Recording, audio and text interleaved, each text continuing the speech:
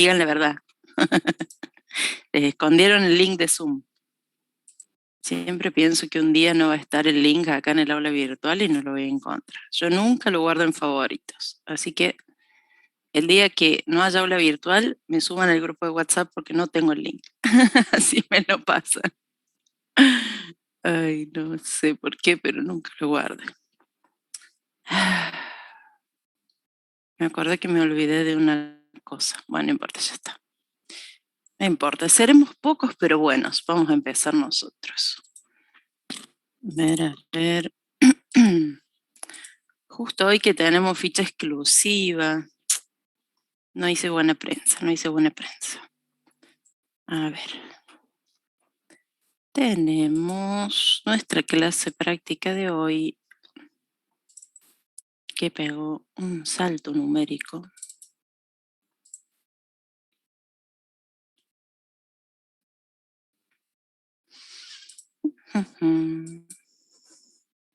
Y llegamos a la ficha 25. Ah, viajamos en el tiempo. Pero no importa, vamos a empezar nosotros porque medio larga esta ficha. Ay, perdón que me como un poquito. Ahí está. Chicos, ¿qué le pasó a mi pelo? Bueno, los auriculares. Ahí está. ¿Quién se iba a fijar? Nadie. Qué durísimo esto de estar encerrados. ¿Cuándo vamos a salir? ¿Cuándo vamos a ir al facu? Bueno, vamos a empezar. Les decía, vamos a empezar porque es media larga esta ficha y me gustaría que vayamos al ejercicio, que nos quede tiempo bien para hacer el ejercicio. Es la ficha 25, como pueden ver, la que vamos a ver hoy, la de archivos de texto, y es la única ficha probablemente en el año que solamente damos en la clase práctica. Entonces, si tienen de repente compañeros que hoy no vinieron porque no podían o no sé, recomiéndenles que la vean por su cuenta porque no venimos con una correspondencia así teórica práctica. No, voy a grabar acá. Se me acaba de ocurrir que voy a grabar la clase por las dudas, porque tal vez se perdieron por algún motivo y se las dejo en YouTube por si acaso. Siempre me pregunto si de dónde sacarían tiempo para luego ver la clase, pero bueno, capaz les sirve. Ahí te paso, Flavia, el link. Un momentito, ¿eh?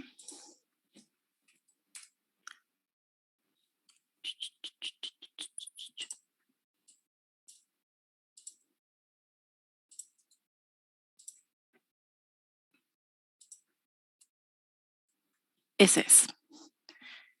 Lo pongo en el canal personal porque es un video de nada, un video no tan prolijo como los que sube el profe y la cátedra al canal oficial, así que este es más borrador, entonces lo dejamos en los canales personales para no generar tanto contenido justamente desprolijo o informal en el canal de la cátedra. Les decía, esta va a ser la única ficha o una de las únicas que vamos a ver exclusivamente en la clase de práctica, porque en esta semana ustedes en la teórica vieron la 24, que es la de archivos, o sea, ejercicios de archivos aplicaciones se llama. Bueno, acá está, ¿no?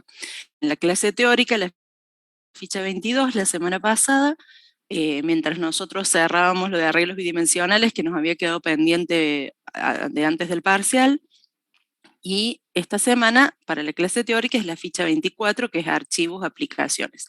Y habitualmente nosotros vamos ejercitando atrás, o sea, esta semana ejercitaríamos la 22. Pero en vez de eso, vamos a ver la ficha 25, que está dentro del tema de archivos también, y son específicamente los archivos de texto, que son un poco más sencillos de gestionar que los binarios, y porque hay una particularidad que vamos a ver ahora, que nos permite cargar datos directo en los programas, que también va a ser útil, entre otras cosas, para el trabajo práctico. Pero allá vamos a recorrer el tema.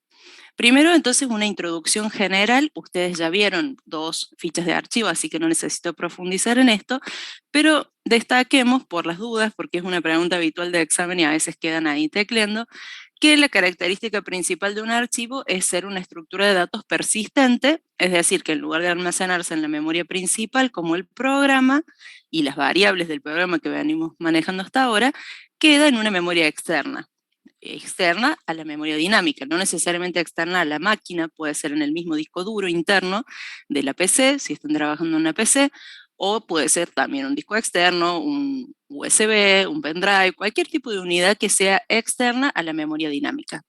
Eso tiene como ventaja el hecho de que al terminar la ejecución del programa, la información sigue ahí, en la memoria externa, y como desventaja o limitación, que la comunicación con esa memoria, entre el programa y esa memoria, es en general más lenta que la que se da dentro de la propia memoria dinámica. Entonces, lo que se hace en general es trabajar los grandes almacenamientos de datos en esas memorias externas y traer a la memoria dinámica una estructura más ágil, como puede ser un list o un registro, procesar la información que sea necesaria y volver a guardarla en la memoria externa. O sea, un permanente ida y vuelta a la memoria externa no es lo más habitual o lo más recomendable, o se evita dentro de lo posible porque hace el programa más lento. Y otra cosa que tenemos que reforzar, que ustedes ya saben, es que todos los archivos se graban en una representación de sistema binario, es decir, al igual que todas las otras variables, se almacenan como un conjunto de bytes de unos y ceros, y entonces el tamaño del archivo, así como los lists tenían un tamaño que era la cantidad de componentes, en el caso de la estructura de archivo, el tamaño es la cantidad de bytes que lo forman. Eso supone una complejidad, digamos, una dificultad, no quiero decir dificultad, supone una cuestión, para no juzgarla, adicional, porque no tenemos la posibilidad, como en el list, de hacer un acceso directo a la información, ¿sí? Nosotros podemos hacer un acceso directo a un determinado byte del archivo, pero no podemos saber si ese byte forma parte, por ejemplo, de un registro o forma parte incluso de un valor numérico que está almacenado ocupando varios bytes, como ustedes ya saben. Entonces, en general, la estructura interna del archivo la vamos a manejar de otra manera, digamos. No con acceso directo no nos va a servir de mucho en este caso. Sí saber que el tamaño es la cantidad de bytes, y tener en cuenta eso. ¿Qué es un archivo de texto? Sigue siendo un archivo binario, es decir, un tipo especial de archivo. ¿Por qué decimos sigue siendo un archivo binario? Porque está almacenado como un conjunto de bytes, pero todos sus bytes son caracteres visualizables. Es decir, yo puedo hacer doble clic, abrirlo y ver un texto adentro perfectamente legible. A diferencia de los otros archivos que ustedes vieron, por ejemplo, los que usaron para serializar, donde si yo lo abro no veo nada, veo caracteres raros. Entonces, ¿qué quiere decir esto? Que el conjunto de valores que contiene un archivo que llamamos de texto está limitado a aquellos caracteres que tienen una equivalencia en letras de algún lenguaje humano, digamos.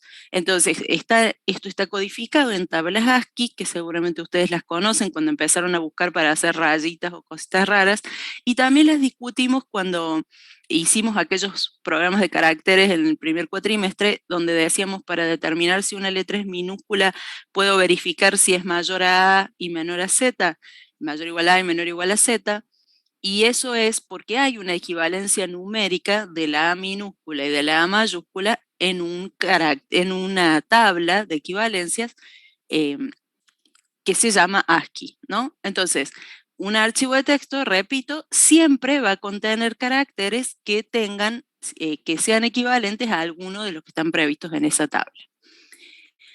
¿Por qué hacemos esta diferenciación? Porque en realidad, el único carácter extraño que contiene un archivo de texto, además de estos visualizables que nombrábamos antes, es el carácter que representamos nosotros como /n, es decir, el carácter que hace un salto de línea, que hace bajar a la siguiente línea. Dependiendo del sistema operativo en el que se trabaje, ese carácter tiene una interpretación distinta. Entonces, si nosotros tomamos un archivo que se supone de texto, o que está previsto que sea de texto, y lo abrimos en Windows o lo abrimos en Linux, se va a ver bien, va a aparecer el archivo correctamente. Si en cambio nosotros intentamos abrir como texto un archivo que fue guardado de manera binaria, o sea que fue almacenado con un proceso tipo serialización, puede ser que dentro del archivo haya caracteres equivalentes al barra N. Y entonces al abrirlo, el archivo se modifica y ya es posible que se rompa su estructura. Entonces nosotros elegimos abrir un archivo en modo texto cuando tenemos certeza de que dentro de ese archivo solamente hay caracteres visualizables. Y esto nos da también la seguridad de que las líneas que lo forman, si tiene más de una línea, cada una de las líneas termina en barra N, o sea, hay un formato preacordado de los archivos que contienen texto. Pero, refuerzo una vez más, todos ellos, por su forma de almacenamiento, son archivos binarios. ¿Cómo se procesan estos archivos de texto en Python? Algo que ustedes habrán visto superficialmente en la ficha 22 y por eso les dejo acá la referencia, pero me voy a concentrar en lo que tiene que ver con los archivos de texto. Vamos a usar la función open, al igual que hicieron con los archivos binarios, colocando primero el nombre del archivo y luego el modo de apertura. Como estamos hablando de archivos de texto, en todos los casos el modo de apertura o va a terminar con T o va a ser vacío, digamos, no se va a especificar, porque ustedes saben, por lo que vieron en la ficha 22, que cuando no se indica una T al final en el modo de apertura, se asume que es un archivo de texto. Entonces, además de usar la T o nada como segunda componente del modo de apertura, la primera componente va a respetar las mismas reglas que vieron para los archivos binarios. O sea, R es lectura, W es sobreescritura, A es escritura, pero al final del archivo, es decir, respetando el contenido existente, y luego las combinaciones R más, A más, todas esas que están en la tablita de la ficha 22. Y también, al igual que usamos la función open para abrir la conexión, usamos la función close para cerrar esa conexión entre la memoria dinámica y la externa. Esta variable le solemos llamar M por manejador de archivo. Siempre me llama esto la atención porque yo le pondría tipo A o F, ¿no? Pero en realidad le ponemos M porque no es el archivo en sí mismo, sino que es una variable que se usa como intermediaria entre el archivo y la memoria. Acá agregué además que cuando nosotros abrimos un archivo para lectura, siempre se verifica que exista. Recordemos que esto es un problema que no tenemos en la memoria dinámica porque la variable está siempre ahí.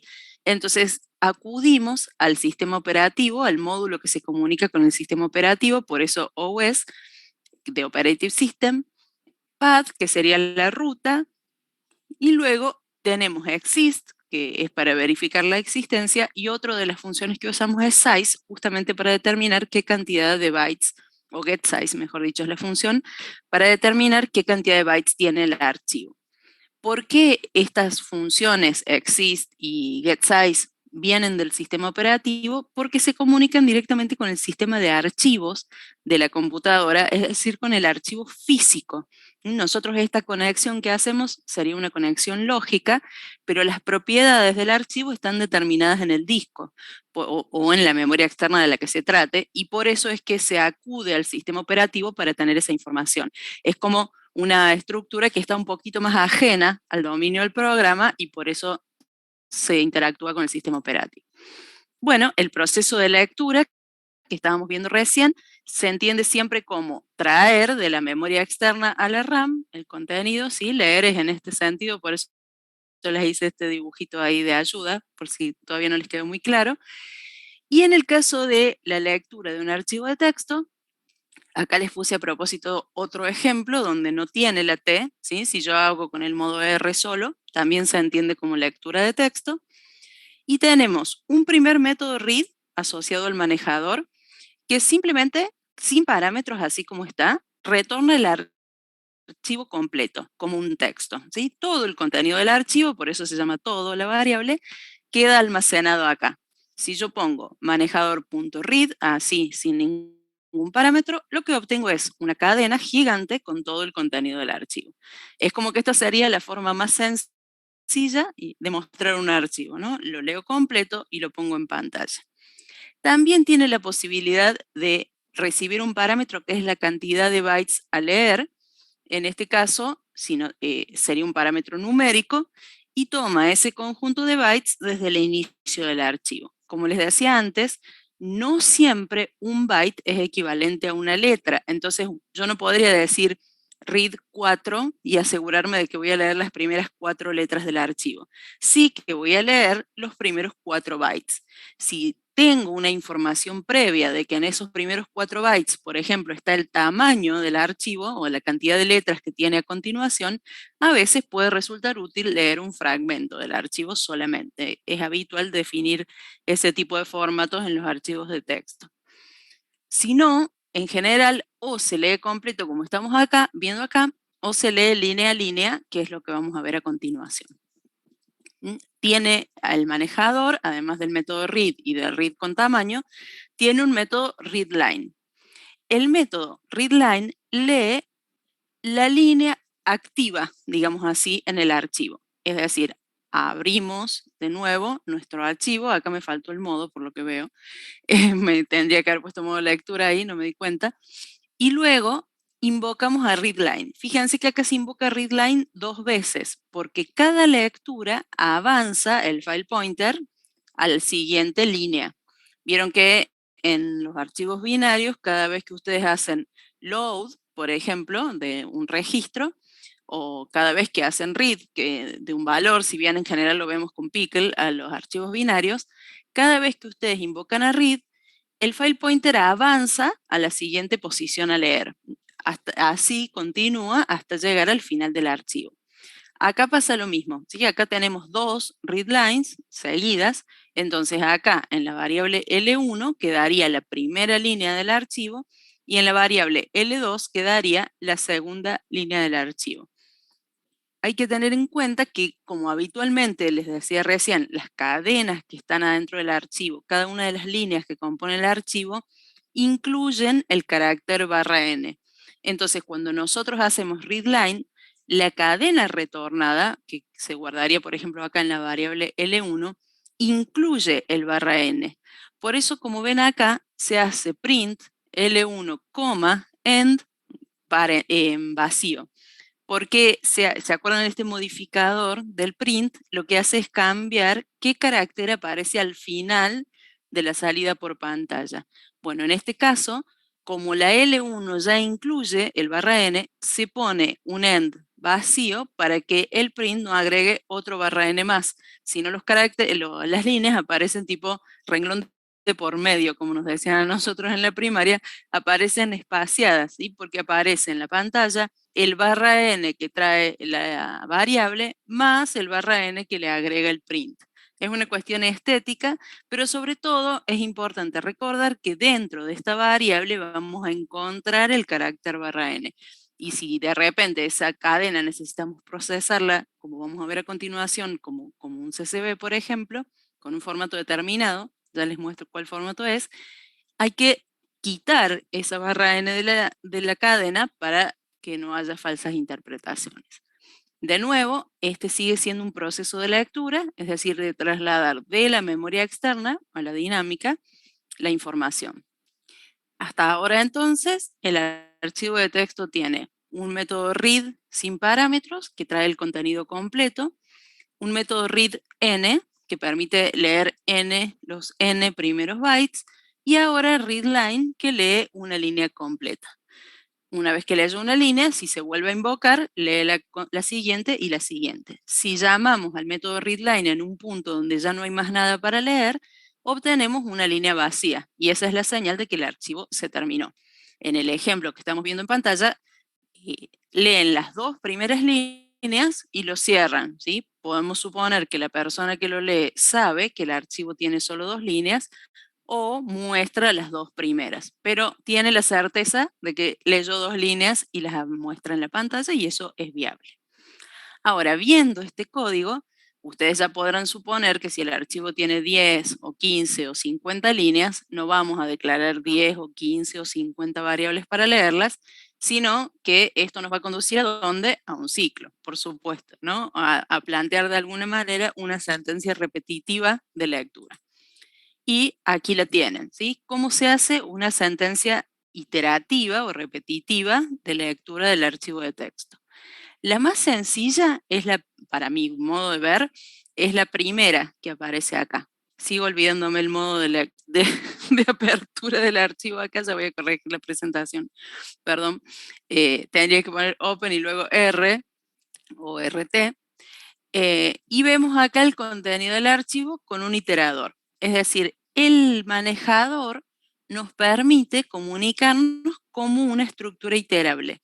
Así como hacemos con el texto, que ponemos for char in cadena o for char in texto, y la variable char va tomando en cada vuelta una de las letras que compone la cadena.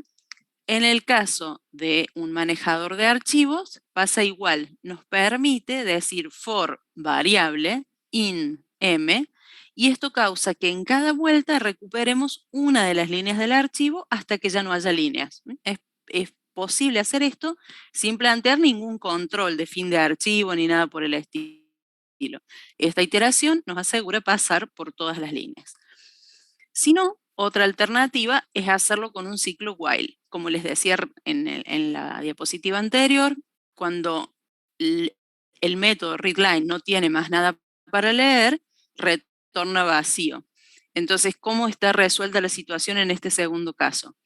Colocamos while true, o sea, un ciclo infinito sería este, ¿no? Porque true se cumple siempre, y se hace una lectura del archivo.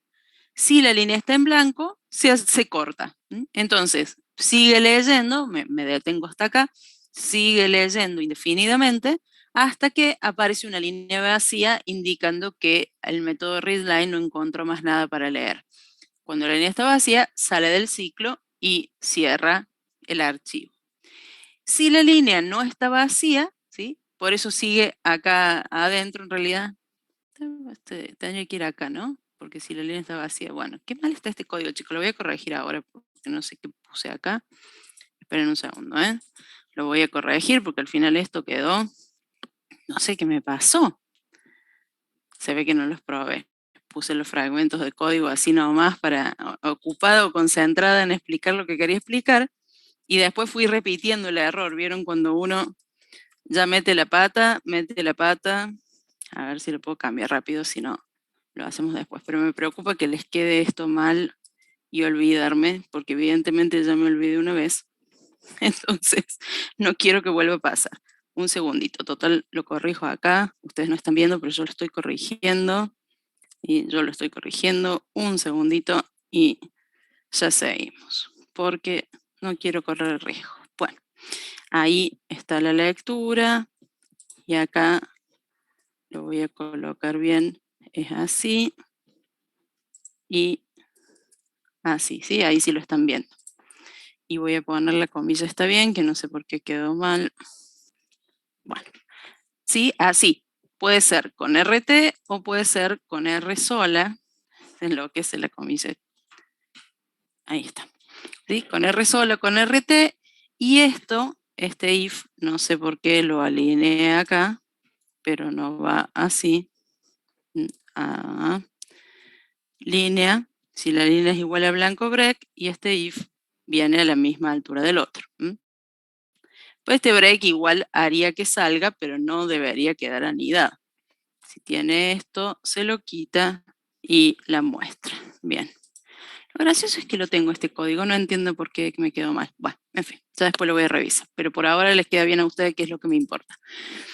Decía, lee la línea, si la línea está en blanco, sale del ciclo, entonces lo que viene a continuación no nos importa. Eso es para controlar, digamos, el fin del recorrido.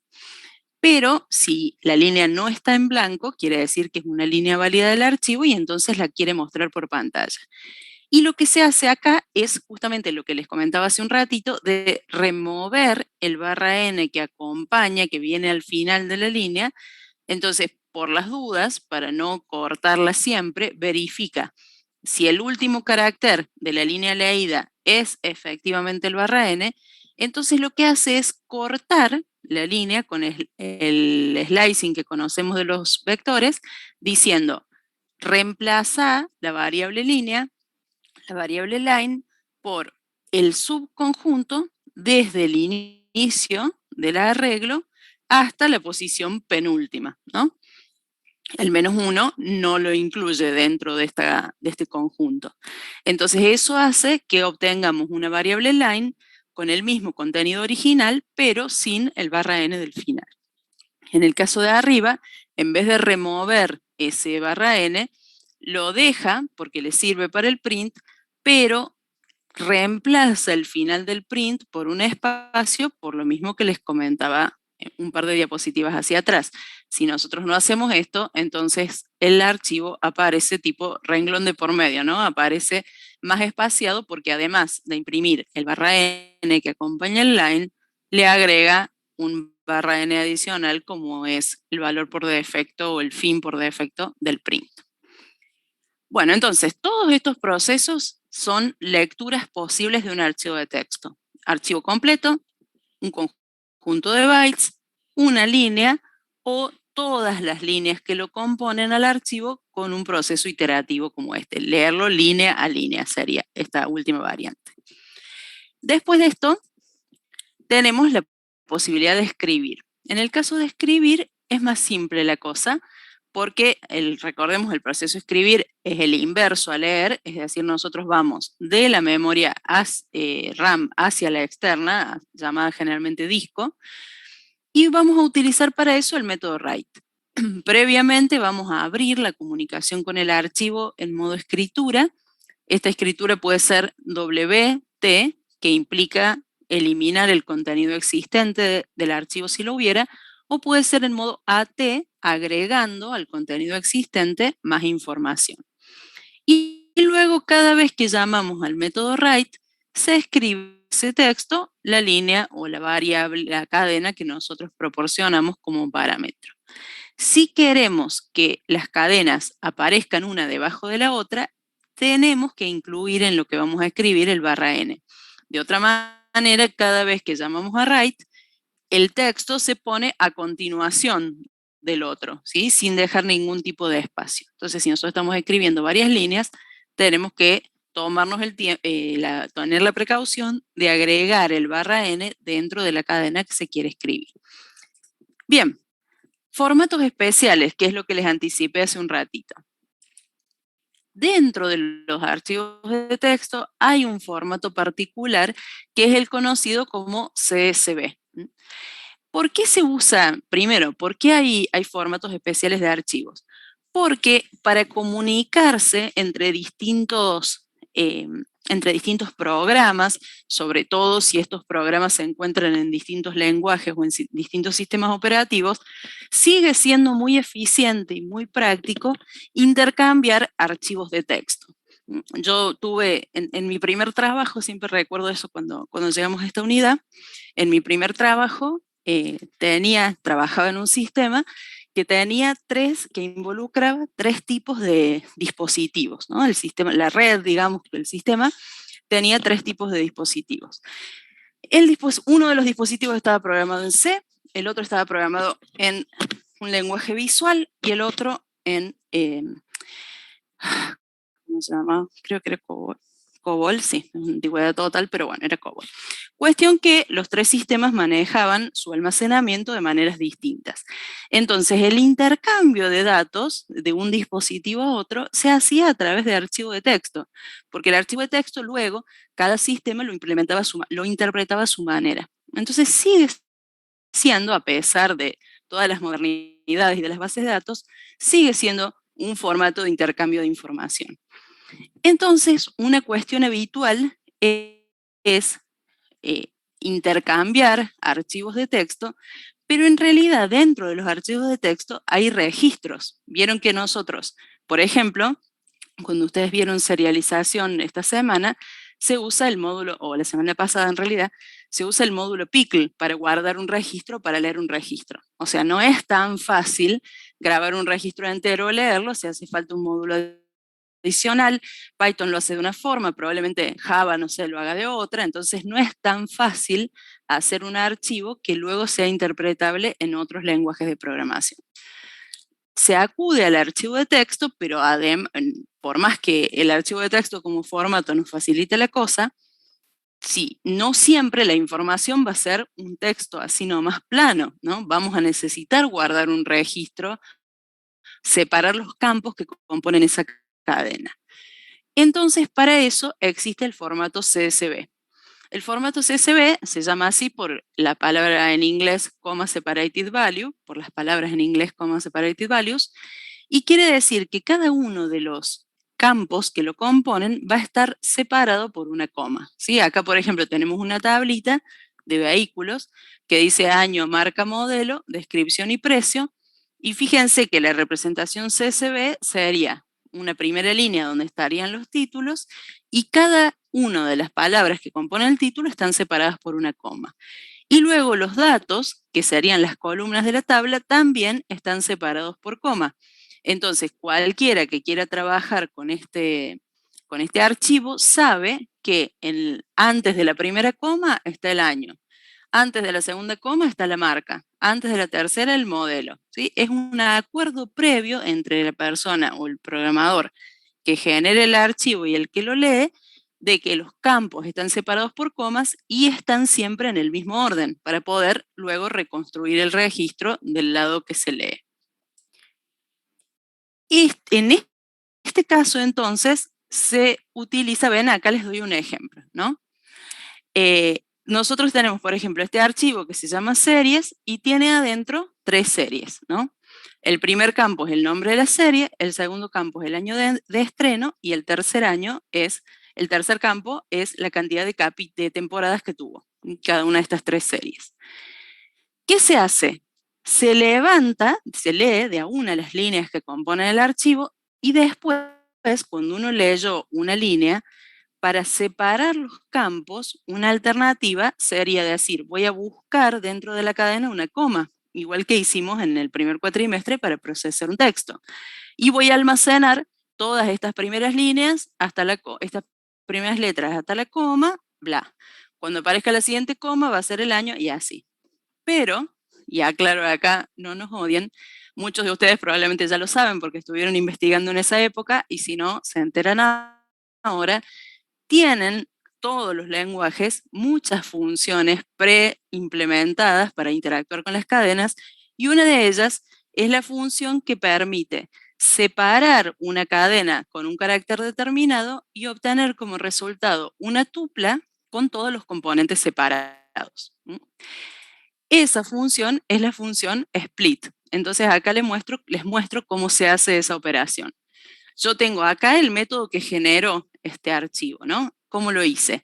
Abrí en modo escritura y le mandé a escribir esta cadena que dice Friends, 1994, que es el año de estreno, 10, que son la cantidad de temporadas, y en este último incluí el /n, ¿no? Entonces acá escribí la primera cadena, la segunda, la tercera y lo cerré. ¿Cómo hice luego para leerlo? Usé una iteración, lo abrí en modo escritura, primero controlé la existencia, lo abrí en modo escritura y después hice la iteración. Para cada línea en M, primero que nada eliminé el último carácter porque yo sabía que le había agregado un /n. Después hice split de esa línea, coma. El método split es el que permite separar la cadena línea a partir de las comas que contiene y me da como resultado una tupla. En este caso, como la cadena tiene 2 comas, me da como resultado una tupla que tiene 3 campos, 3 elementos. Y entonces yo puedo, como ven acá abajo, separar campos sub 0, campos sub 1 y campos sub 2 y tener separados, distribuidos los campos que componen el registro. ¿Se entiende cómo es la idea? O sea, cuando yo guardo, voy poniendo comas que separan los campos. Cuando leo, uso el método split de la cadena para obtener como resultado una tupla donde cada celda de la tupla es una de las partes en que quedó separada la cadena. Y entonces las puedo utilizar luego individualmente. También es posible, se los dejo acá, pero no nos vamos a detener en esto, procesar archivos que tienen números, que ese conjunto de valores que contienen en realidad son números. Entonces, al proceso de lectura que acabamos de ver, se incorpora la conversión de esa cadena leída a un número para luego poder procesarlo como tal. Por ejemplo, si yo quiero sumar el contenido del archivo, sabiendo que el archivo de texto contiene puros números, o sea que cada línea de las que tiene es exclusivamente un número, de todas maneras, aunque el archivo contenga solo números, voy a de convertir esa cadena a número para poder procesarla como tal. Por ejemplo, para sumar o para promediar el contenido. Se los dejo como referencia, pero sobre todo para que tengamos en cuenta que, dado que el archivo es de texto, aun cuando dentro del archivo haya números, esos números van a ser entendidos como texto. Entonces, si nosotros luego necesitamos procesarlos aritméticamente, van a ser necesarias las conversiones a int o a float, dependiendo del tipo de datos de que se trate. Bueno, esta es la intro de cómo se trabaja con los archivos de texto, pero el ejercicio está en la guía y es sobre este que nos vamos a concentrar. Había pensado profundizar un poquito en este ejemplo, pero prefiero que vayamos directo al ejercicio de la guía. Total, les queda el código acá y si quieren lo pueden probar, por eso les dejé los 3 fragmentitos así, lo pueden probar y en pequeño ver cómo funciona y luego llevarlo al tamaño del ejercicio. Pero la verdad que prefiero que vayamos directo al ejercicio porque no nos va a dar el tiempo, sino para hacer las dos cosas. El ejercicio está en la guía 25 y se llama Salón de Fiestas. Yo voy a sacar en este punto la presentación y voy a ir directo al enunciado porque vamos a reciclar algo de contenido de lo que está ahí. Entonces, vamos a hacer, primero que nada, vamos a hacer un proyecto nuevo de PyCharm. ¿Sí? Ustedes, como yo voy a sacar acá a lo que tengo en mi carpeta de trabajo, ¿sí? Lo voy a borrar y voy a empezar de cero. Vamos a hacer un proyecto nuevo de PyCharm, así no se duermen. Si estuvieran en el laboratorio en este momento me estarían mirando con cara de profe cuando empezamos a programar, tipeando así cualquier cosa, empiezan a tocar el teclado, el mouse, cualquier cosa para no dormirse. Bueno, llegó la hora de programar. Van a hacer entonces un proyecto nuevo, yo voy a cerrar este, que no es lo que quiero hacer ahora. Van a hacer un proyecto nuevo. Olvídense del que tengo ahí atrás. Se va a llamar Guía 25, Salón de Fiestas o Fiestas. Este ejercicio se trata de un salón de fiestas. Y vamos a empezar a trabajar. Aquí tienen un proyecto limpio. Vamos a leer de qué se trata el ejercicio. Lo voy a tratar de poner acá un poquito al costadito. Así nos queda a mano. La guía entonces es la de esta semana, la semana del 12 de septiembre.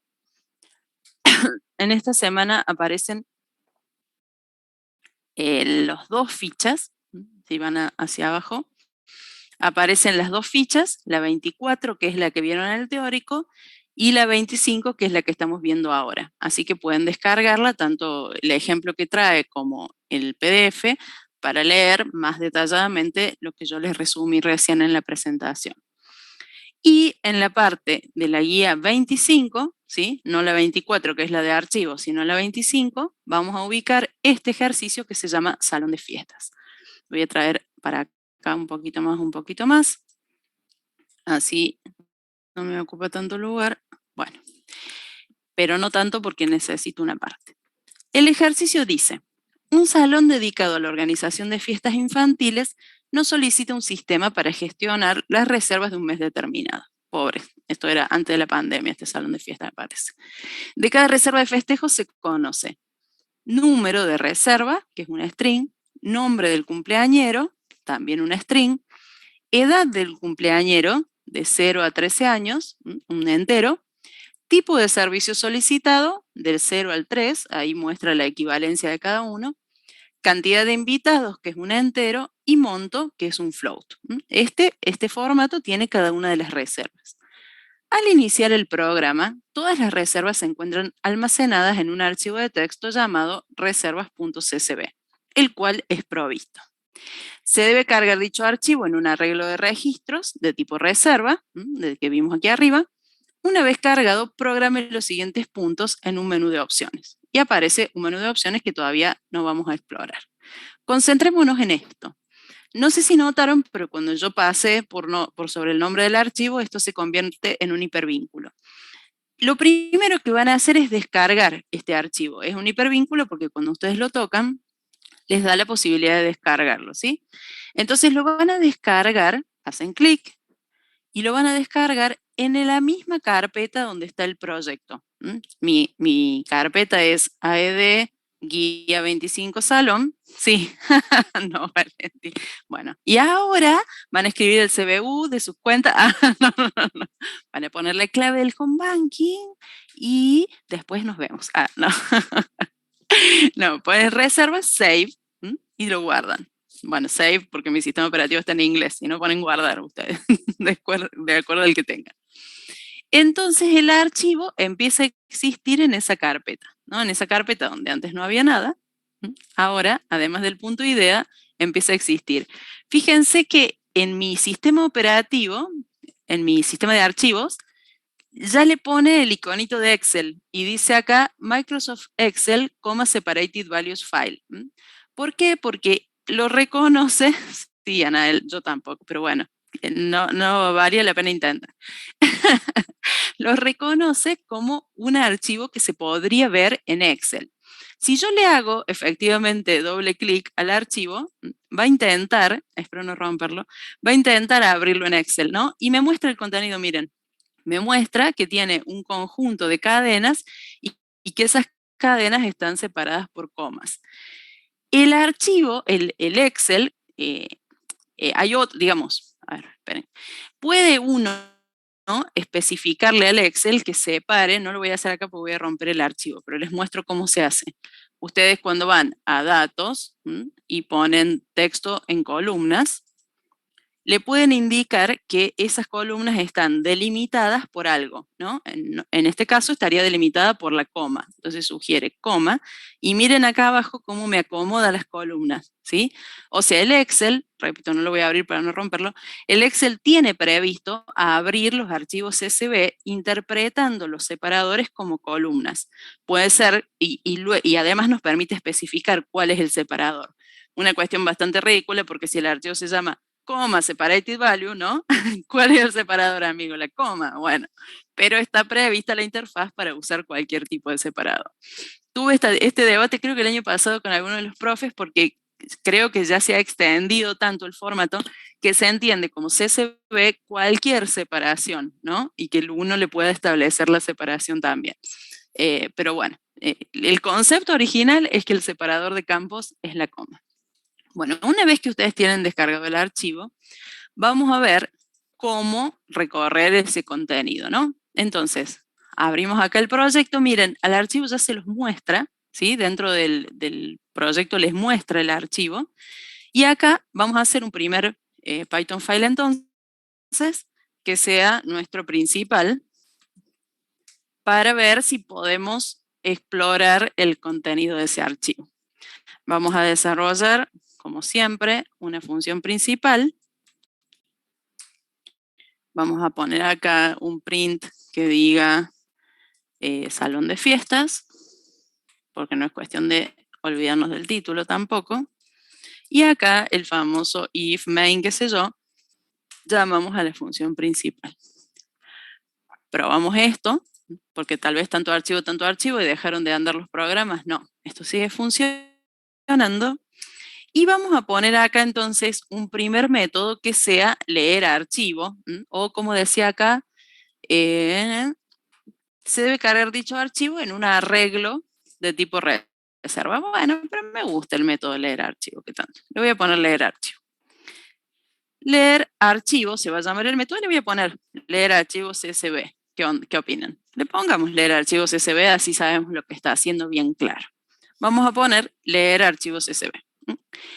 ¿Qué parámetros le voy a dar a esta función? Primero que nada, el nombre del archivo, que habitualmente en estos programas que trabajan mucho con un único archivo o con dos, se suele poner una variable general para el nombre, como para no estar repitiendo, sobre todo si la cadena es medio larga. Nuestro archivo entonces se llama reservas.csv y esa variable es la que le vamos a pasar como parámetro al método. Se la llama normalmente fd por file descriptor. Si hubiera más de un archivo, a veces le ponemos fd1, fd2, así. Esta cadena, como ya habrán visto en el teórico, si el archivo se encuentra en la misma carpeta del proyecto, se pone el nombre y listo. Y si el archivo se encuentra en otra carpeta, hay que indicar toda la ruta de acceso con las contrabarras respectivas, ¿no? Con las barras invertidas respectivas. En este caso, con el nombre alcanza. Vamos a leer el archivo ese y empecemos por esto, ¿no? Vamos a leer el archivo. Entonces acá voy a hacer Alt-Enter para crear la función con el file descriptor y vamos a empezar acá a trabajar. Primero que nada, para poder ver el contenido del archivo, tengo que abrir la conexión. Pero en realidad, antes de abrir la conexión, tengo que controlar la existencia del archivo. Si bien yo sé que el archivo existe porque lo estoy viendo ahí, el programa tiene que incluir ese tipo de control. Entonces, antes que nada, vamos a hacer ese control. Vamos a decir, si os.path,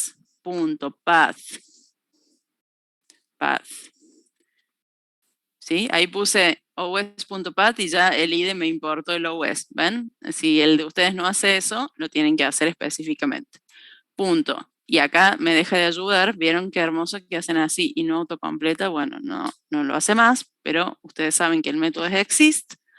Entonces, si existe este archivo definido por el file descriptor, estaría todo bien, pero si no existe, estaría todo mal. Entonces, acá tenemos dos opciones. Lo que por ahí se ve en los ejemplos es decir, si esto es igual a false, con mayúscula, perdón, si esto es igual a false o si not exist, también se puede preguntar si not exist, que por ahí resulta más claro. En este caso no tenemos más nada que hacer, entonces se pone un mensaje de error que diga el archivo fd, para que se sepa de qué archivo hablamos, no existe. Y aquí de nuevo tenemos dos opciones. O ponemos else, y acá empezamos a programar toda la lectura, lo cual nos obliga a tener todo alineado, o está permitido acá poner return, ¿sí? Un retorno vacío que hace, como ustedes saben, que cancele la ejecución del método y vuelva al lugar donde fue llamado. Entonces, por ejemplo, lo voy a probar hasta acá. Si yo me equivoco y pongo que es un CSS, no sé, porque tipeé mal, ¿no? El nombre del archivo que puede ser, cuando ejecuto, me dice ese archivo no existe, ¿sí? Y se detiene, no hace más nada y vamos hacia adelante con el resto del programa. Si no, voy a ir poniendo un título acá, controlamos existencia del archivo, controlamos que el archivo exista. Bien, y acá entonces ya podemos suponer si leemos el contenido del archivo. Como ya sabemos que el archivo existe, entonces podemos hacer la conexión. Abrimos como recién con la función open, file descriptor, uy, bueno, querido, me traes la ayuda cuando no te la pido, file descriptor, coma, y el modo de apertura es de lectura de un archivo de texto, que ya saben, esta T se puede incluir o no, en ambos casos se entiende como archivo de texto. Y después, para leer el contenido del archivo, hacemos una iteración, for línea in m, para cada una de las líneas que componen este archivo, primero que nada la voy a mostrar, a ver qué hay, ¿no? Voy a hacer un primer trabajito ahí para ver qué contiene el archivo. Acá les vuelvo a mostrar, si yo tengo mal el nombre del archivo, me dice el archivo no existe y nunca llega a este lugar, ¿no? Se detiene en el return y nos aseguramos de que si pasó hasta acá es porque el archivo existe. Voy a corregir el nombre, lo voy a probar. Y acá nos muestra, miren, todo el contenido del archivo. Y sucede lo que les contaba recién. Cada línea tiene al final un ~n, entonces aparece la línea y como el print le agrega un ~n, nos queda una línea en blanco en el medio. Entonces aparece, como diría la señorita Silvia de segundo grado, renglón de por medio, ¿sí? La escritura. Para que eso no pase, o corregimos el print cambiándole el final, El objetivo de esta función no es mostrar el archivo, pero si lo fuera, podemos cambiar el final para que sea vacío y entonces ahí aparece bien, ¿no? Aparece cada uno en su línea. O lo que podríamos hacer es eliminar de esa línea el /n final, porque solamente sirve para marcar el final de la línea, pero después para procesarla termina siendo un incordio. Entonces hacemos lo que controlamos recién. Si la línea sub -1, por las dudas, ya veo que no todas traen el final S, es igual a /n, si la línea termina con /n, entonces quito de esa variable el último carácter. ¿Cómo lo hago? Sobreescribo la variable línea con el intervalo que va desde el inicio hasta el último carácter sin incluirlo.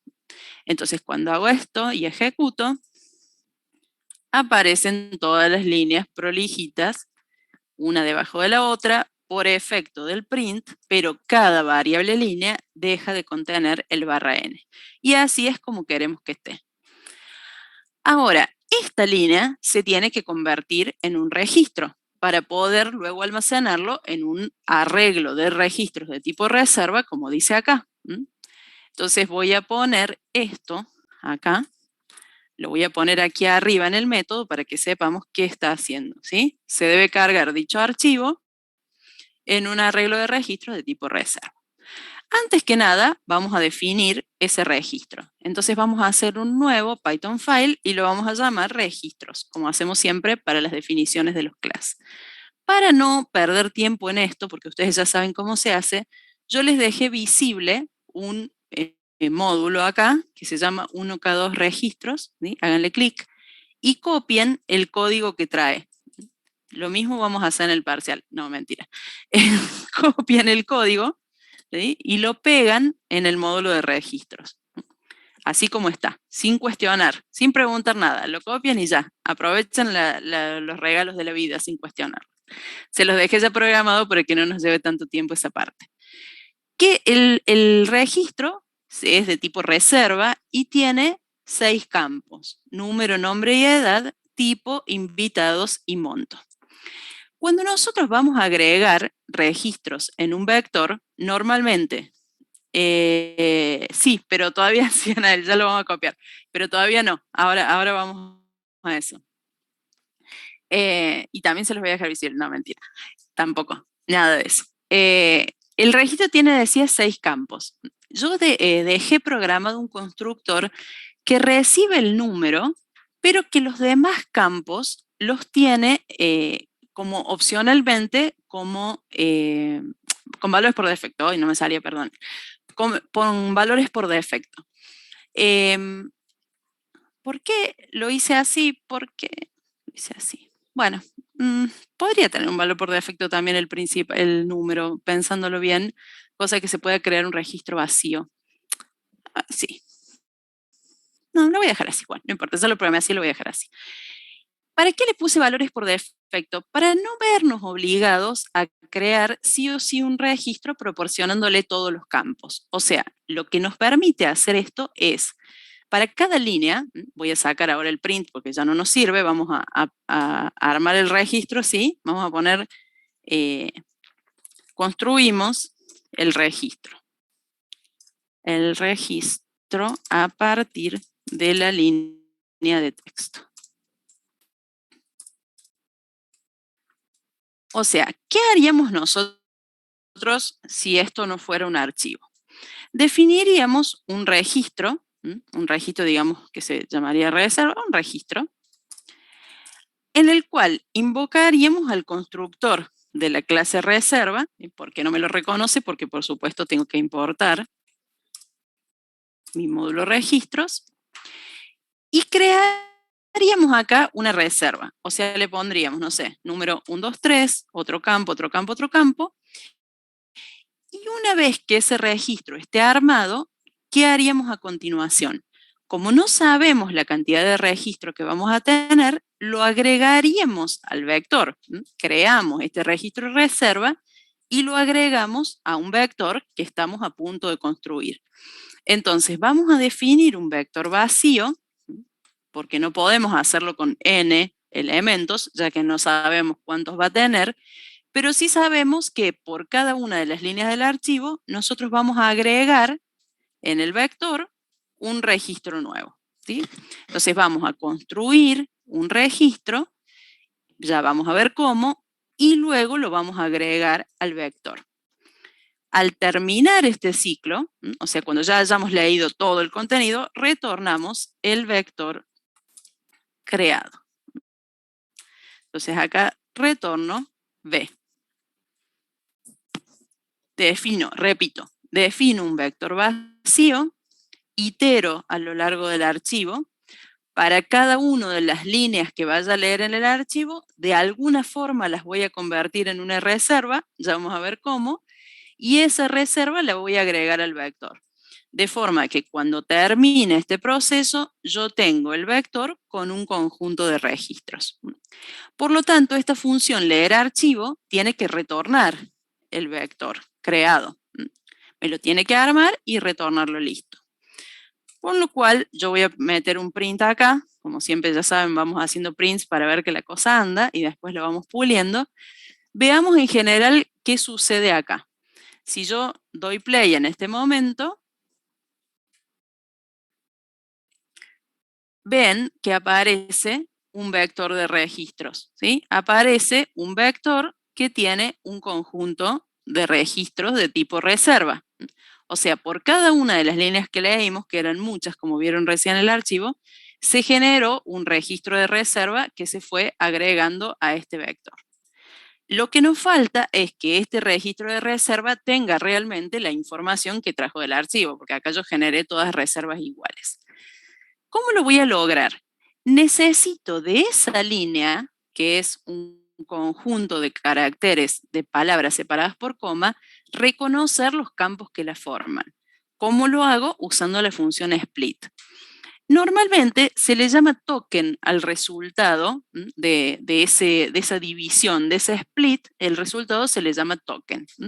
Yo le voy a dejar ese nombre token para que ustedes lo reconozcan, pero por supuesto que le pueden poner X, que igual va a funcionar. Como en los ejemplos dice token, mantengo este nombre de variable. Insisto en que es un nombre de variable y nada más. ¿Y cómo se obtiene esta separación? Por medio de la función split. Entonces yo tomo la variable línea, que tenía toda la línea completa sin el barra n, y hago punto split, y le indico que el separador es una coma. Lo que esto causa es que aquí me aparezca una tupla con cada una de las palabras que forman este registro, ¿no? Voy a poner acá una pequeña interrupción para que veamos con un par de vueltas cómo funciona y después seguimos adelante. Si yo ejecuto el programa ahora, pero paso a paso, aquí lee la primera línea, ¿no? Fíjense que la variable línea tiene todas las cadenas separadas por coma.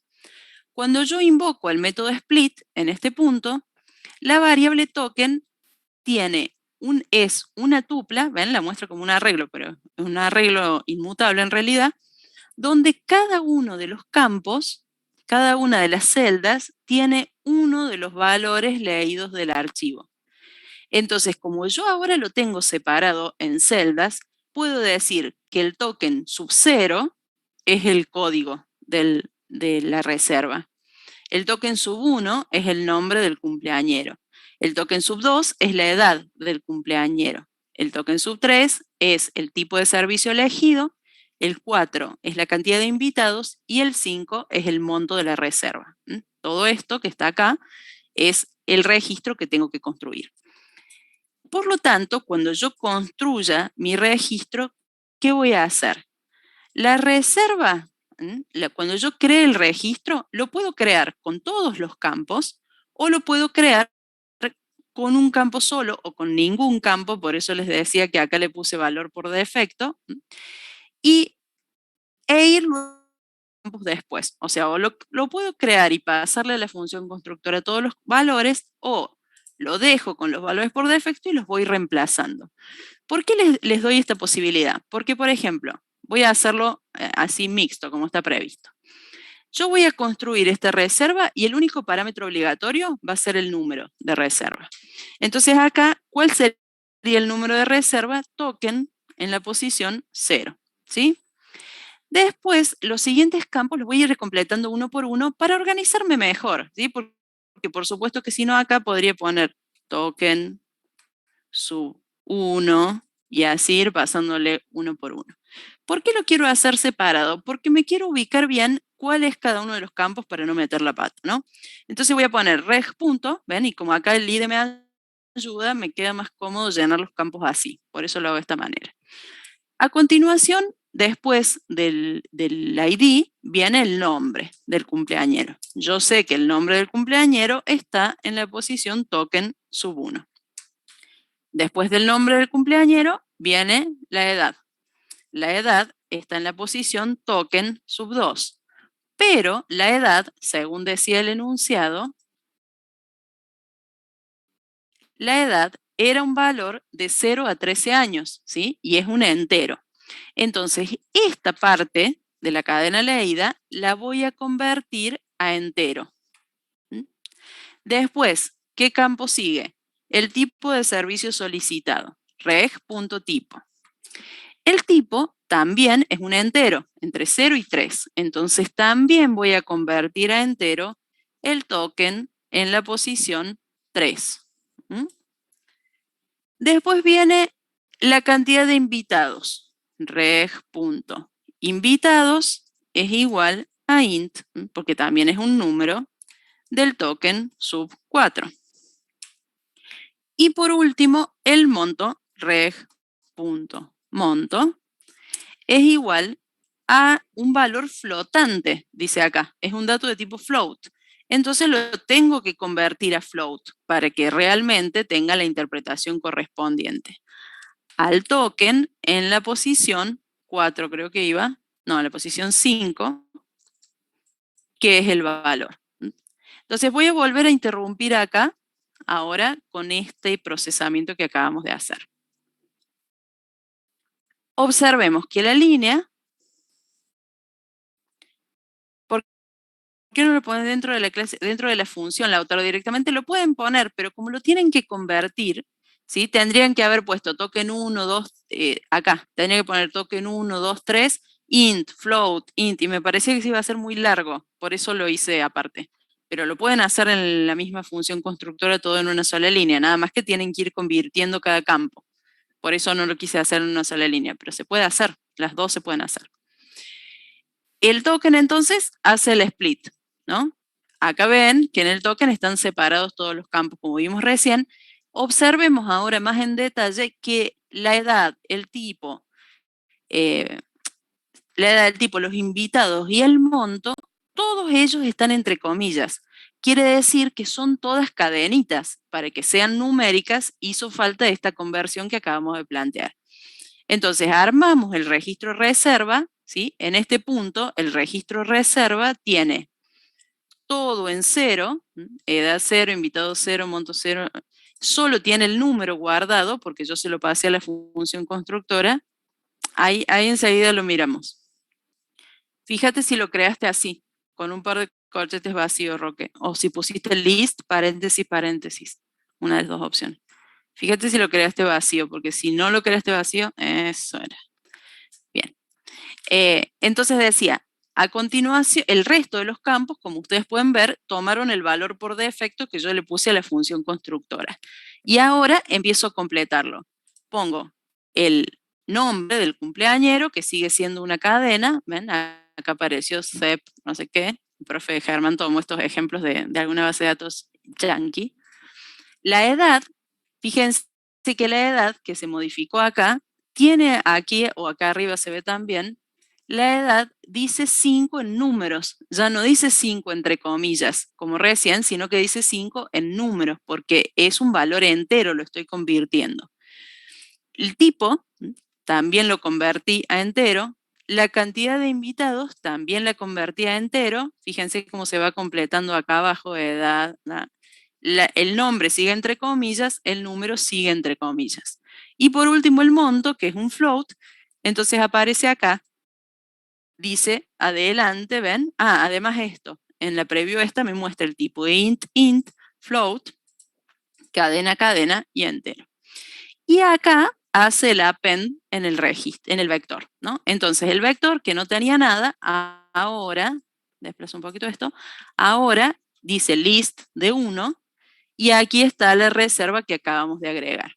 Voy a darle una vuelta más al ciclo, leo la siguiente línea, le saco el enter, hago el split, ahora es Drew, el invitado, y va tic, tic, el invitado no, el cumpleañero, y si agregamos el siguiente registro, ahora el list tiene 2 reservas, una es la de Sep, otra es la de Drew, con sus respectivos valores.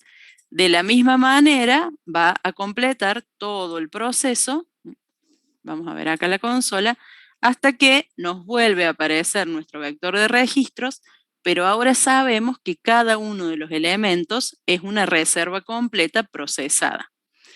No me voy a poner acá, o sea, acá, ¿por qué no veo las reservas? Porque necesito una función para mostrar el vector, ¿no? Ustedes ya saben que el print así nomás no sabe ir a cada registro y mostrarlo como corresponde. Entonces este print debería ser en realidad una función que se llame mostrar vector, ¿no? Esta función la vamos a desarrollar para poder ver el contenido del vector, cómo se hace la función for i in range del len del vector y hacemos print de b sub i. Y ahora cuando la mostramos en acción, aparece nuestro vector bien prolijito, ¿sí? ¿Por qué aparece acá tan prolijito? Porque en el módulo que les dejé de resultado, de ayuda, está el método mágico str, y este método mágico tiene hecho todo el formateo ya con las alineaciones y todo eso que les conté la otra vez y casi se desmayan porque nunca lo habían visto antes de la clase, antes de entregar el trabajo práctico. ¿Sí? Tienen acá todos los formats hechos, entonces por eso sale tan bonito así. Si no, lo tendrían que programar ustedes, por supuesto, a este método mágico o al método toString o el método write que ya hemos discutido en clases anteriores. Bueno, hasta ahora entonces hicimos la primera parte, que es la carga del arreglo. A continuación viene un menú de opciones y como me preguntaron por ahí, también les dejé, estuve muy buena, sabiendo que iba a ser larga la clase, también les dejé preparada el menú de opciones, ¿no? Así que si quieren, si no, se ponen a programarlo ahora y si no, copian a partir de acá. Bueno, el resto ya lo hicimos, a ver si es igual. Sí, pueden copiar si quieren toda esta parte, ¿sí? A ver acá. El mostrar menú y el principal. No copien todo, no pisen todo, porque si están programando, esta lectura del archivo no está. Copien solamente el mostrar menú y el principal.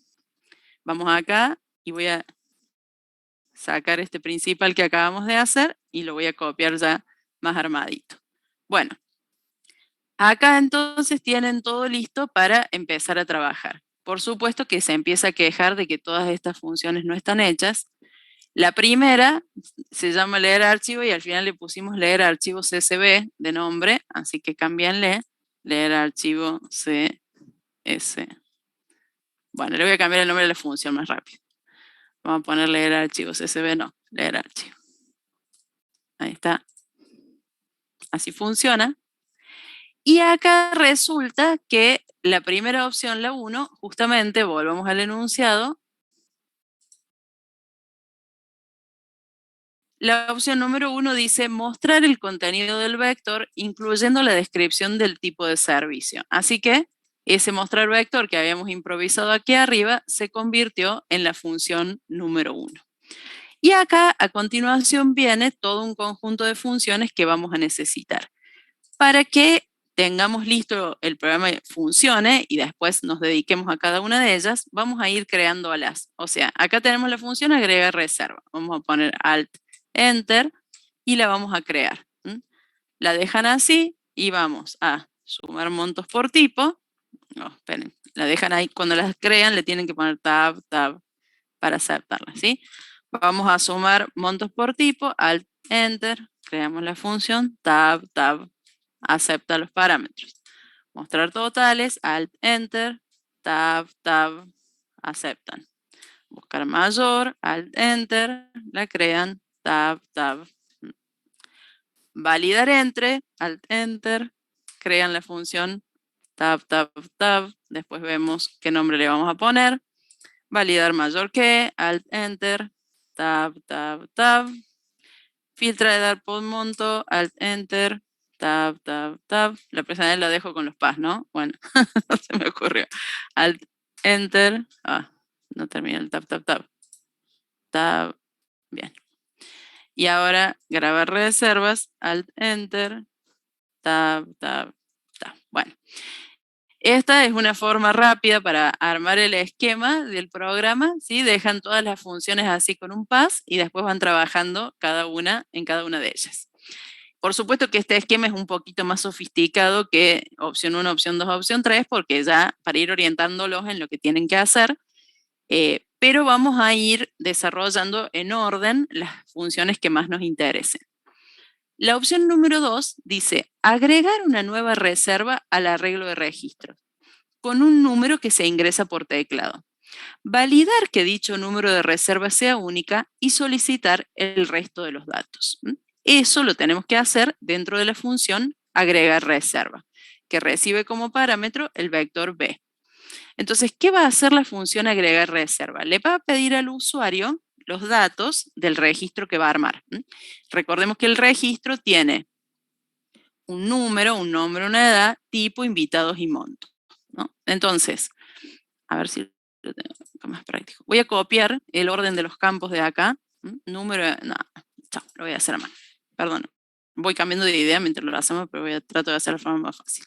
Primero que nada, el usuario tiene que ingresar un número de reserva. Ese número es una cadena, así que vamos a hacer un input así nomás que diga ingrese número de reserva. El usuario ingresa este valor y lo que nos pide es que validemos que dicho número de reserva sea único. O sea, ¿cómo vamos a controlar nosotros que esta reserva no exista ya en el vector? Con una búsqueda. Como el vector no está ordenado, esa búsqueda va a tener que ser secuencial. Vamos a poner una posición como resultado, buscar por número, y le voy a pasar el vector donde tengo que buscar y el número de reserva que el usuario acaba de ingresar. Esta función buscar por número la voy a crear ahora y va a ser una búsqueda secuencial, o sea que va a recorrer el vector for i in range del len del vector y va a ir preguntando si b sub i punto número es igual al número que el usuario ingresó por teclado, una clásica búsqueda secuencial que hacemos, retornamos el valor de i. Y al final del ciclo retornamos -1. ¿Por qué? Porque si nunca coincidió el título que estábamos buscando, el número que estábamos buscando, nunca se dio este retorno. Si logramos salir del ciclo es porque el elemento no estaba, ¿no? Esto lo repaso muy rápido porque ya lo hemos visto muchas veces. En este caso, ¿para qué sirve la búsqueda? Para determinar si ese número de reserva que el usuario ingresó ya estaba en el vector o no. Entonces, ¿cómo vamos a preguntar eso? Vamos a decir si posición es distinto de -1, significa que el número de reserva ya estaba, entonces no vamos a agregar ese elemento al vector. Le vamos a avisar eso al usuario y le vamos a decir ese número ya existe. Y acá, de nuevo, el resto del agregado puede ir en un else o puede hacerse un retorno acá y seguir por la línea principal. Acá lo voy a dejar con el else para que nos acordemos de que este está controlando la existencia. En caso contrario, o sea, si el número no está repetido, ahí podemos ingresar el resto de los datos. ¿Cuáles son el resto de los datos? Los tenemos aquí arriba: nombre, edad, tipo, cantidad de invitados y monto. Entonces vamos, nombre es igual a una cadena, así que hacemos input, ingrese nombre. Luego viene la edad dice que es un valor entre 0 y 13, entonces necesitamos un validar entre 0, 13, ingrese edad. Este validar entre lo recontra saben, ¡ay! Esperen. ¿Por qué me dice que ya está? Ah, porque lo debo tener con el pass acá, claro. Lo tengo acá más abajo que le había puesto el pass, ¿cierto? Entonces, validar entre límite inferior, límite superior, mensaje.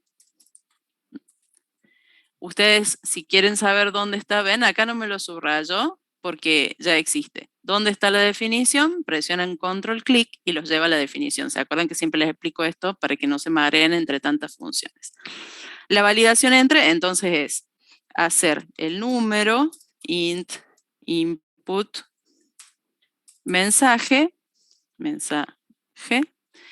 y después, mientras ese número sea menor que el límite inferior o ese número sea mayor que el límite superior, ingreso otro. No me voy a gastar en hacerle un mensaje de error acá para no perder tiempo, porque ya la reconocen esta función, y al final retorno el número. Sí puedo decirle ingrese edad y poner acá de 0 a 13, cosa que si le pide otra ya sepa el nabo qué es lo que problema tiene.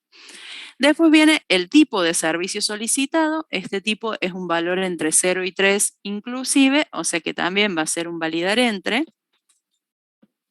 Va a ser validar entre 0, 3, ingrese tipo de servicio 0-3, ¿sí?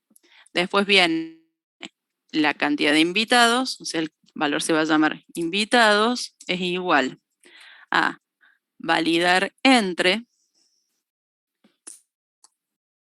es un entero, dice solamente, pero me permitieron un negativo.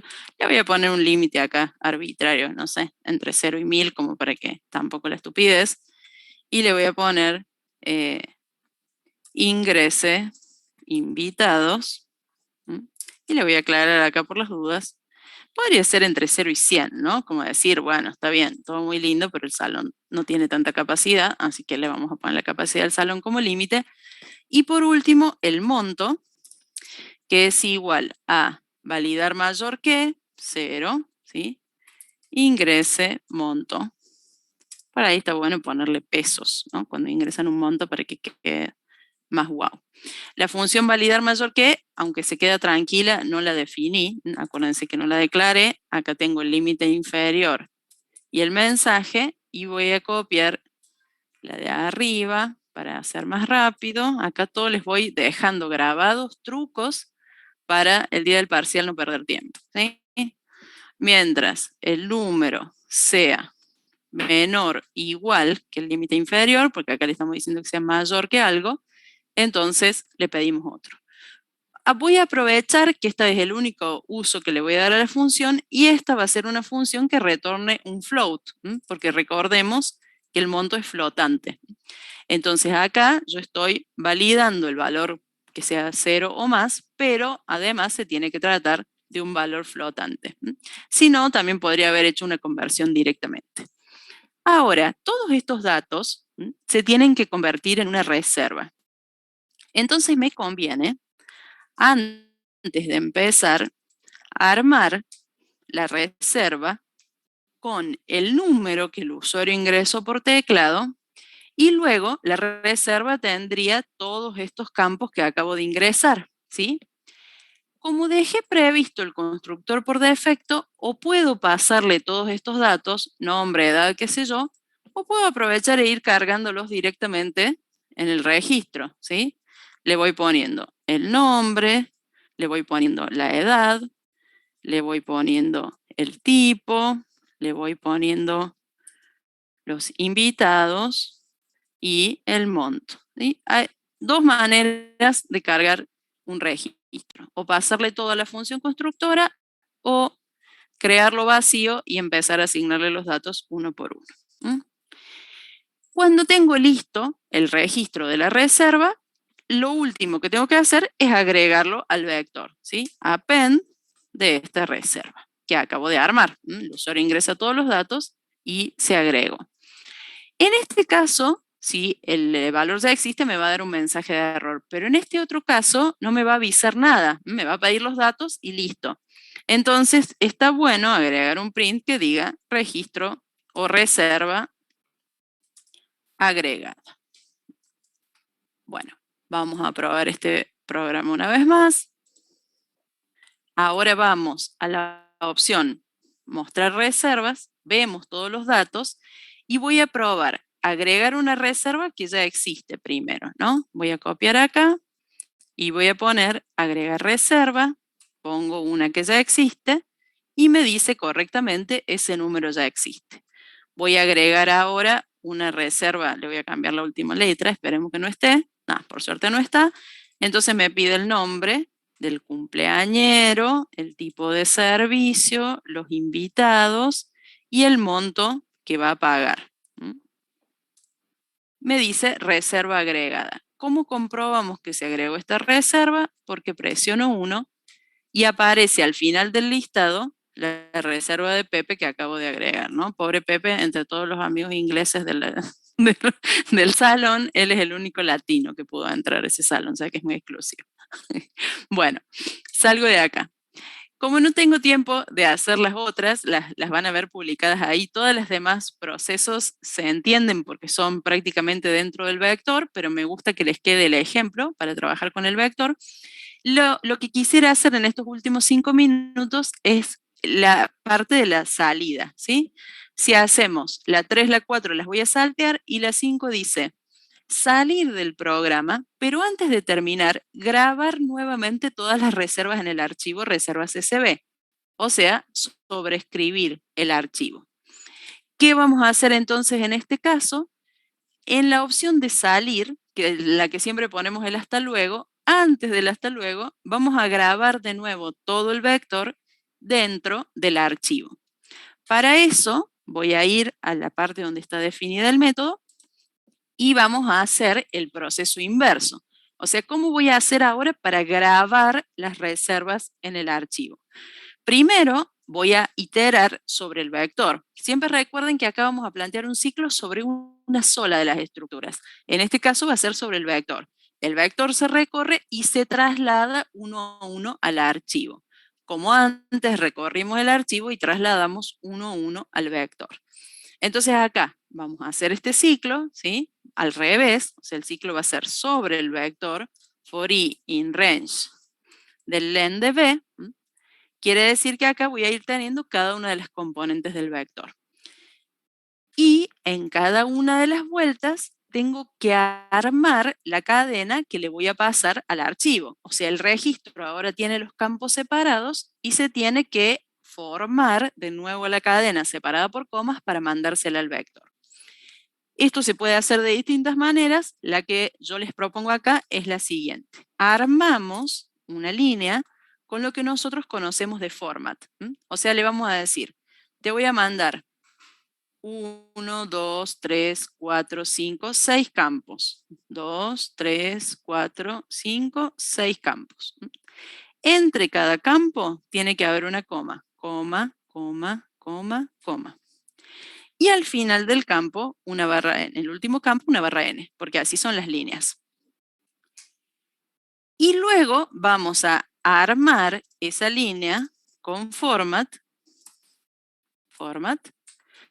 pasándole cada uno de los campos que estamos leyendo en el registro. Entonces sería b sub i punto número, que es el primer campo. b sub i punto nombre, es el segundo campo.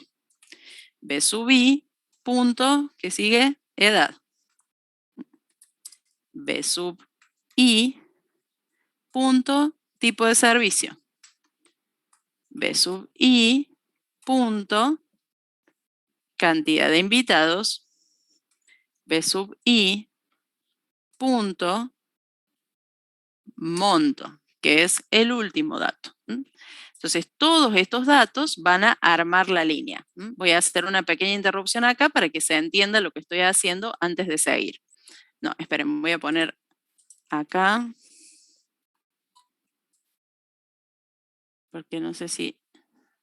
Bueno, antes de interrumpir, porque estamos... Antes de interrumpir. Esta línea luego tiene que ir al archivo. O sea que yo, además de recorrer el vector, tengo que abrir el archivo de destino. O sea, voy a hacer m es igual a open y voy a pasar el nombre del archivo, se me abre la ayuda, vuelve loca con la F, el nombre del archivo, el file descriptor, y como segundo parámetro el modo de apertura. Te cree que no sé cuál es, ven, se enloquece queriendo ayudarme. ¿Cuál es el modo de apertura? Como dice sobreescribir el archivo, entonces el modo de apertura es W. Puede ser W solo o W con la T, porque en ambos casos se va a interpretar como escritura. Una vez que yo tengo abierta con la conexión con el archivo y la línea armada, entonces en cada vuelta voy a mandar a escribir en el archivo esa línea, esa cadena que tiene los campos del registro unidos por coma. Y cuando termina este ciclo, me queda simplemente hacer close de la conexión con el archivo. De nuevo, este proceso no va a generar ninguna salida, entonces podríamos poner archivo grabado antes de salir. Incluso podríamos poner archivo FD grabado, ¿no? Para que el mensaje sea un poco más explícito. Ahora sí, voy a poner acá la interrupción. En el último minutito vamos a hacer un paso a paso solamente para que se entienda lo que estoy armando en esta última parte, que es la más significativa. Yo ahora, primero que nada, voy a mostrar las reservas, ¿no? Y vemos que la que habíamos creado recién, por supuesto, no está más porque no la guardé en el archivo. Entonces voy a copiar, como hice recién, un código parecido. No, puse el... Ay, Dios. Bueno, disculpe. Vamos de nuevo. Ingrese su opción. Mi opción es la opción 2, que es agregar reserva. Ahora sí, perdón, me equivoqué. Puse el número de reserva antes de la opción. Voy a poner una reserva que se llama ABC. Cualquiera, total, la vamos a distinguir. El nombre, que era Pepe, mi amigo de recién, ahora ya está más grande. Pepe cumplió 11 años, así que pidió servicio completo en el salón. Invitó a muchos amiguitos porque ya pasó el COVID. El monto son $2.500 a esta altura, pero bueno, todo no se puede. Y si vemos las reservas, acá aparece al final de la reserva nuestro amigo Pepe. Entonces, cuando yo guardo, cuando presione la opción de salir, lo que tiene que pasar es que se grabe el archivo y luego salga. Entonces, acá vamos al proceso que estábamos programando recién del grabado de reservas. Recorre el vector, ¿no? Quiero resaltar esto. Cuando hacemos traslado de información de una estructura a la otra, como vieron en la ficha 24, solo una de las estructuras se recorre. ¿Cuál es? La de origen, la que tiene la información. Entonces, en este caso, ¿qué vamos a recorrer? El vector, que es el que tiene los registros, para trasladarlos hacia el archivo. En cambio, cuando lo leímos, hicimos al revés. Recorrimos el archivo de origen y lo fuimos haciendo append al vector. Bueno, recorremos entonces acá. Para cada uno de los elementos del vector se arma esa línea vacía y cuando invocamos a format, ven, la línea, a ver si puedo ir para allá, acá está. La línea ahora tiene los valores separados por coma y con el _n, tal cual con la formita que tiene que ir a grabarse en el archivo. Entonces llamamos a write y se graba. Pasamos a la siguiente celda y pasa lo mismo. La variable línea tiene solamente el formato y cuando hacemos format se completa cada uno de los llavecitas con el valor del registro, pero se arma una sola cadena. Entonces vuelve a escribir en el archivo y así sucesivamente hasta terminar, ¿no? Voy a terminar el proceso acá y volvemos a la consola. Dice archivo reservas CSV grabado y luego puso hasta luego, terminé, ¿no? Entonces, cuando ahora vayamos nosotros y ejecutemos el programa de nuevo, si voy a la opción mostrar reservas, ¿qué pasa? Mi reserva, la que le había agregado a Pepe, sigue ahí. ¿Sí? No hizo falta que yo vuelva a agregarla. ¿Sí? Agrego, con esto cierro mi demostración. Agrego otra reserva, le voy a poner XYZ. a esta reserva. Es la amiga de Pepe, otro amigo, este nuevo Pepe, que ya pasó un año, ahora cumple 13 y pide un servicio baratito porque se quiere ir con los amigos después de la matiné.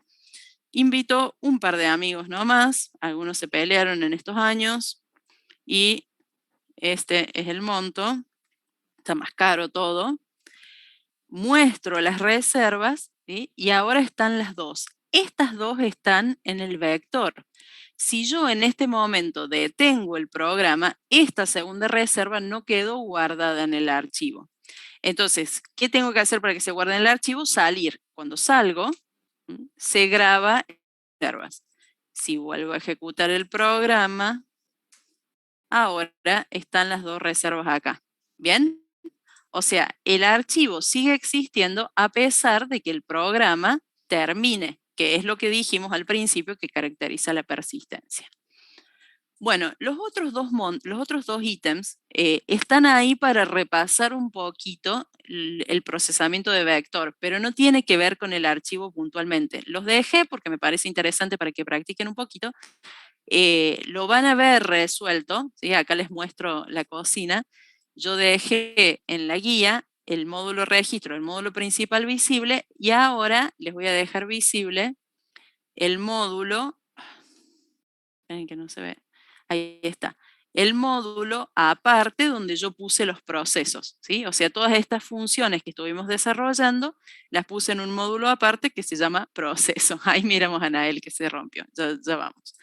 ¿Sí? Entonces ahora en este momento tienen todo resuelto. En registros tienen la definición del class, en principal tienen únicamente el menú y en procesos todas las funciones que estuvimos desarrollando, ¿sí?